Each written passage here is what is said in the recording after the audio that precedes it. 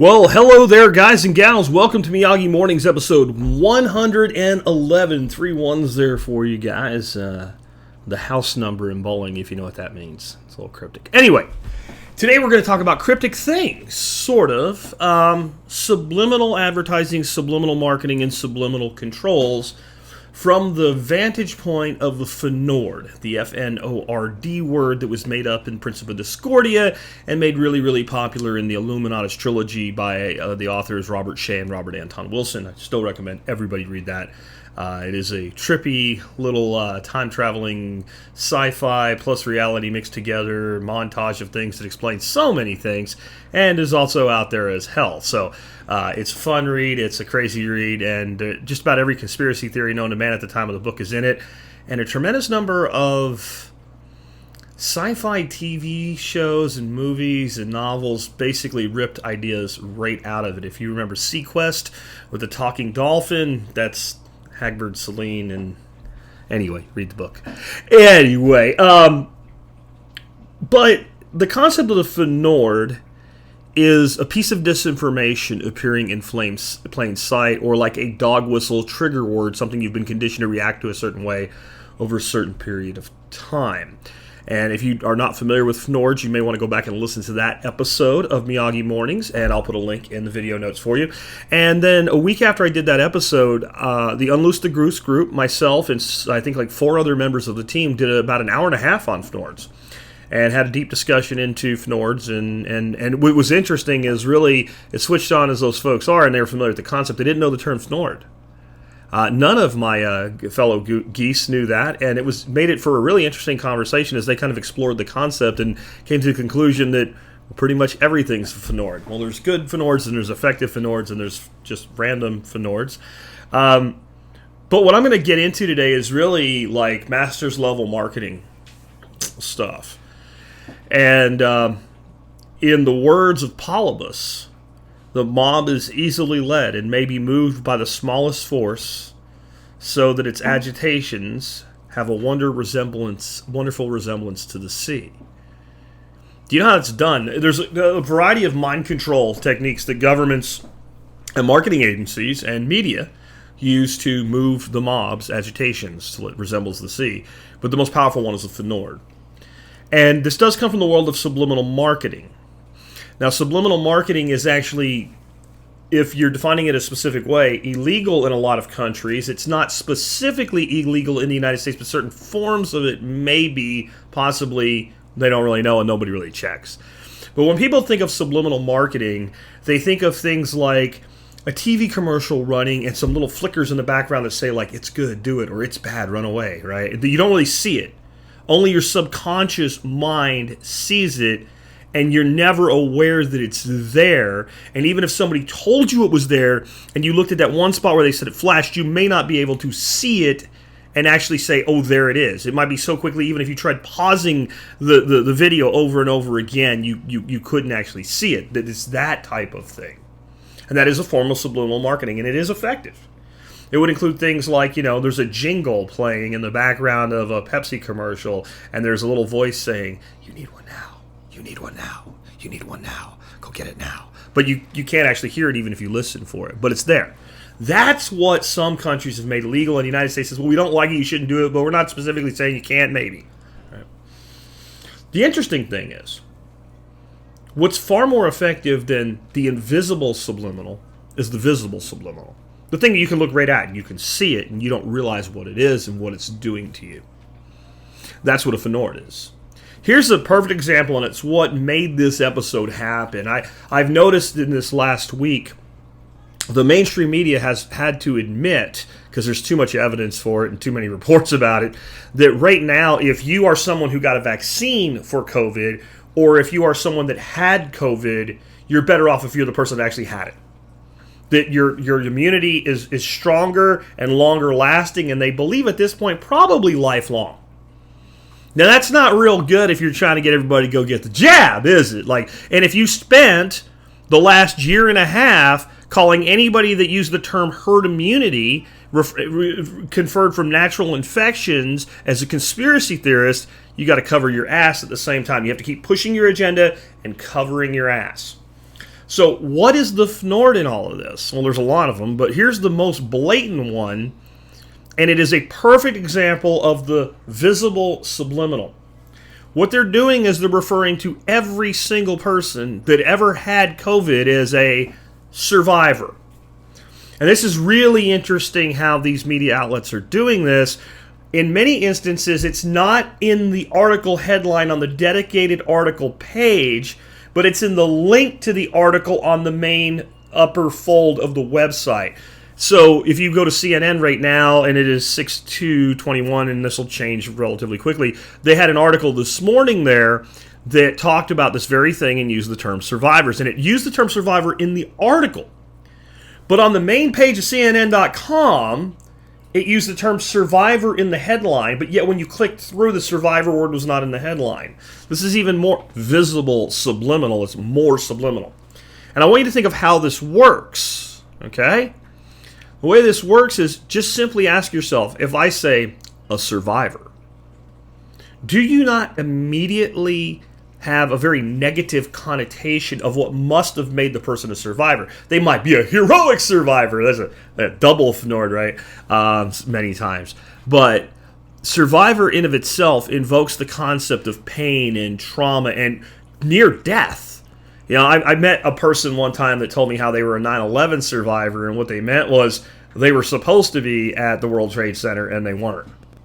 You're not a survivor. You didn't survive anything. And if you were 4 blocks up the road and watched the building fall down and were never in any danger, you're also not a survivor. But we use this term so loosely, like hero is another example. We assign the word hero to people based on their job versus based on their actions. Fnord. But what that survivor is doing is a very clever marketing tactic. It's incredibly clever. It's Madison Avenue level marketing, right? It's conveying to you that, yeah, these people that got COVID are better off than those who get the jab. But they're so lucky they made it. Oh my God, they're survivors. And it's a complete misdirection so that you're focused on that versus the admission, we were totally wrong, and people that have COVID are not going to get reinfected, just like all the people with brain said all along, and they have extensive immunity that's probably lifelong, and if we had just done nothing, in the end, this thing would have cycled through like every virus, like it has ever cycled through, ever. But we don't want you to think that way, so we'll just refer to everybody as a survivor. So here's an example of a survivor then. My daughter-in-law got COVID, worked in a doctor's office. One of those people that sooner or later they were going to get it. And she got COVID, and she went to work one day. She was feeling fine. All of a sudden, she had 102 fever. Doctor checks her out, gives her a test, sends her home. My son, she calls him, right, and says, hey, you might want to come home from work. We do kind of cohabitate, and by the next day, he was running a fever a little over 100 degrees. They spent the weekend home. By Thursday of the following week, my daughter-in-law tested negative for COVID. My son never even got a test because why would you? You know you have it.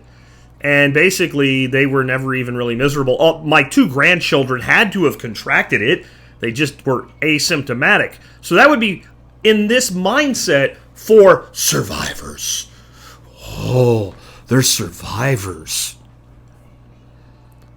And it works.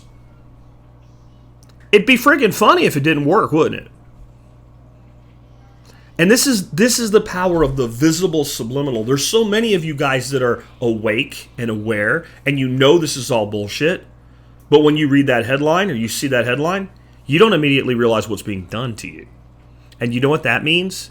Even though you're awake, even though you're aware, it's still eating away in the back.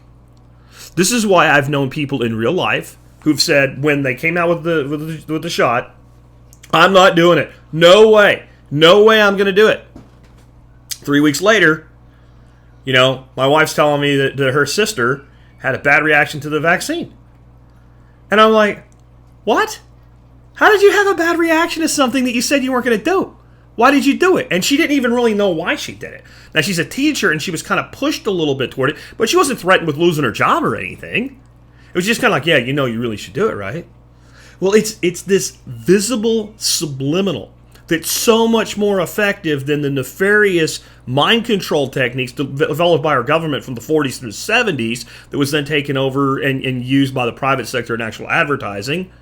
See, the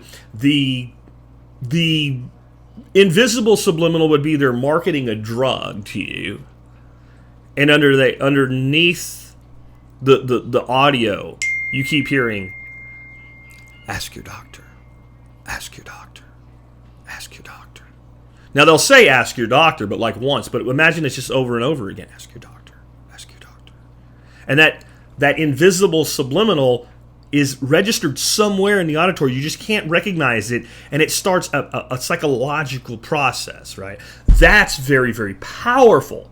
But what's more powerful is taking an actor and putting him in a white coat and throwing a stethoscope around his neck, and all of a sudden they're a doctor. Some bitch ain't never even been to college.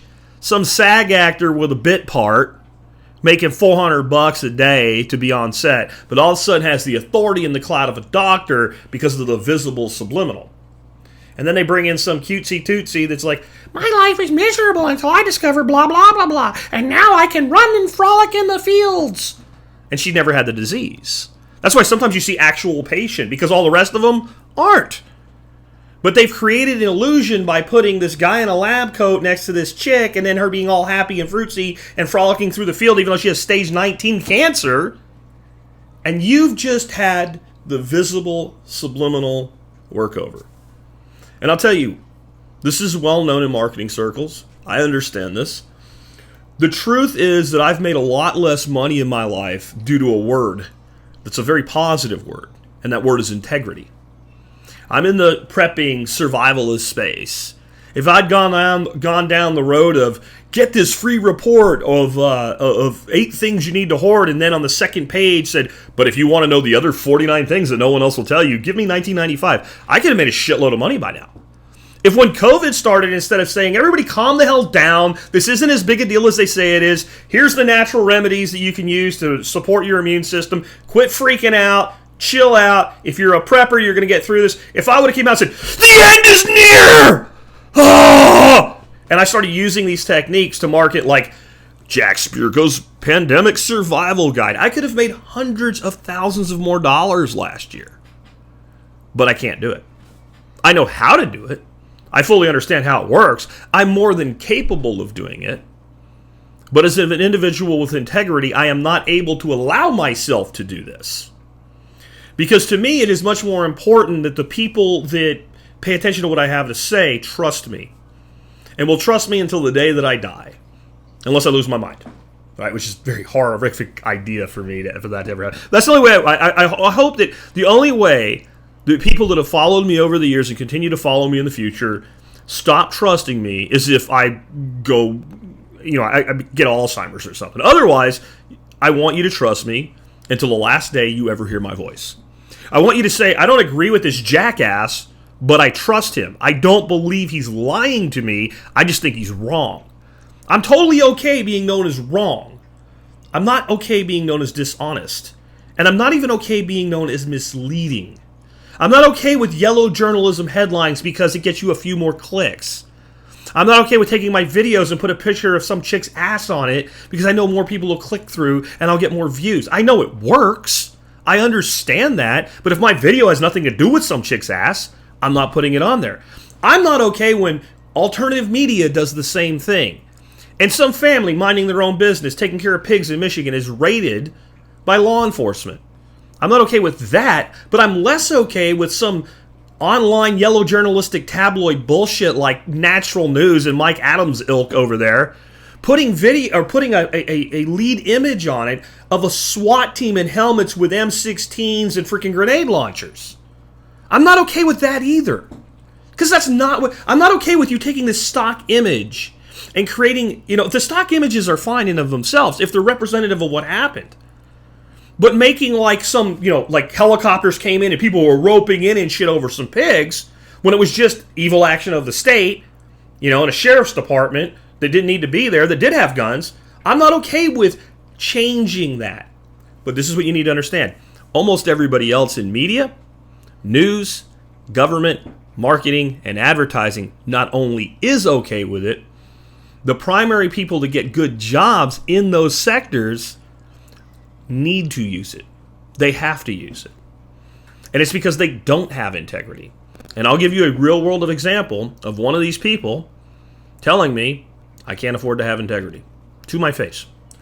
So years ago, I was in Denver, Colorado. I had a really cool restaurant. Now that the name of this place is escaping me right now, but it's like the oldest restaurant. Certainly, it has like liquor license 0 in Denver, and they have all these like wild animals heads on the wall and stuff. It's really cool. And I was there, and with the guy that was running the convention, a dude named Ron, set up this dinner, and he brought certain people together. And one of them was actually the guy that started the whole 49 things to hoard before the apocalypse thing, like that guy. He was scum, but that's not the guy I'm talking about. The other guy was the producer of the show Doomsday Preppers. And at that time, Doomsday Preppers was all over my ass trying to get me to be one of their nut jobs on the show that they could mock and make fun of and make out to be an extremist. And I had no interest in this. So I started talking to him. I said, well, he's a producer of the show. Clearly he's got inroads. I'm like, we could make a show that is like reality, not non-reality. We could make a show that actually talks about the reasons people should be doing this, the common sense things, and how people that are preppers generally don't have survival situations. They have inconveniences in their life. We could show people how you can actually set up your home without investing a fortune and putting a missile silo in Montana so that the next time the power goes out for a week, you don't really give two shits. And he said, nobody will watch it. And then he started explaining to me, like, putting people in gas masks and why they do it and how it works. And I'm like, I know how it all works. And he said, then why won't you, he's like, this would be good for you. You would benefit from this. And I said, because I have integrity. And he said, in my business, I can't afford to have integrity. That's where all this comes from. Every single thing that you consume, I'm not going to say everything, most of what you consume in the form of programming, there's a reason they call it that, from the media, from marketing, and from government, goes through this formula. You figure out first, what do I want the recipient of the information to come away believing? And now, how do I structure the information to gain that result? In marketing, we might just simply want you to click a link and fill out a form or buy a thing. In government, they want you to think a certain way or take a certain action. The same with the media. Now, if we were doing news the way news is meant to be done, that entire formula would go out the window. We would say, what are the things that occurred, and how can we report them as accurately as possible, being fair to both sides of the issue so that people can gain a full understanding and draw a conclusion that makes sense for them. That hasn't been the media, the news, for a very long time. And it's never been your Madison Avenue marketing firms, ever. It never would be. It's all a game. It's all a gimmick. It's all done to plant an idea in your mind and then reinforce it with phraseology versus facts. That's how you're looking at a Fnord. You're looking at phraseology instead of facts. You're looking at a catchphrase. Freedom isn't free. True, but is not really a case for going to war with another sovereign nation that's never done anything to hurt yours. And poses no threat to your way of life. It's a Fnord. It's a catchphrase. When somebody argues a logical point with a catchphrase, you know a Fnord has been planted in society, and now it's being repeated and used by the monkeys as they fling shit at each other. When everybody thought the world would just end if gay people could get married, we had people rolling around spouting, it's Adam and Eve, not Adam and Steve. This is not a logical argument. It's Fnord. It's a visible subliminal that's designed to control actions and thoughts. It is how the mob is easily led, so that its slightest agitations resemble that of the sea. And you can sit back and take pleasure in what you're able to do to people, how you're able to make people act, how you're able to make people think. Look at what you've seen people do and how you've seen people behave in the last year and a half. And ask yourself, how did this all really happen? How did we get to a point where we have mass Karens running around in parks outdoors over a year into this, yelling in the faces of people who don't cover their face? Not police officers, not government agencies, mass Karens. It's the visible subliminal. Remember, if you see the Fnord, it can't eat you.